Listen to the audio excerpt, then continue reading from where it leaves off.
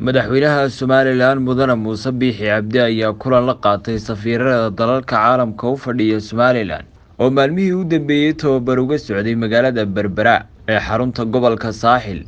War qoraal oo ka soo baxay xafiiska madaxweynaha ayaa lagu faahfaahiyay ujeedada kulankani, waxaana lagu yidhi kulankani oo ujeedadiisu ahayd xog waran guud oo la xiriira howlaha qaranka ee ay u magacaaban yihiin sidii loo dardargelin lahaa korna loogu qaadi lahaa arrimaha qarannimada Somaliland.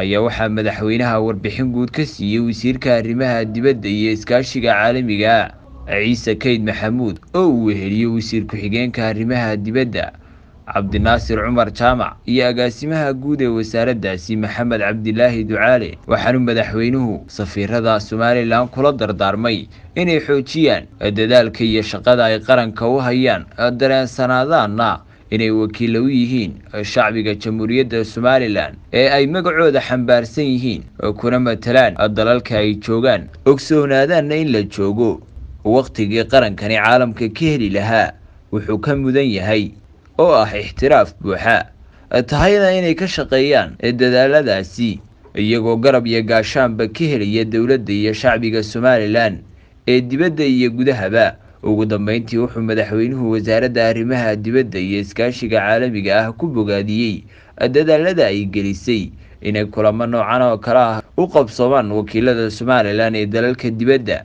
iyo khabiirada siiyay tababarada la xiriira shaqooyinka ay qaranka u hayaan. Allah mahadle. Axmed Maxamuud Dool, Dalsan TV, Hargeysa.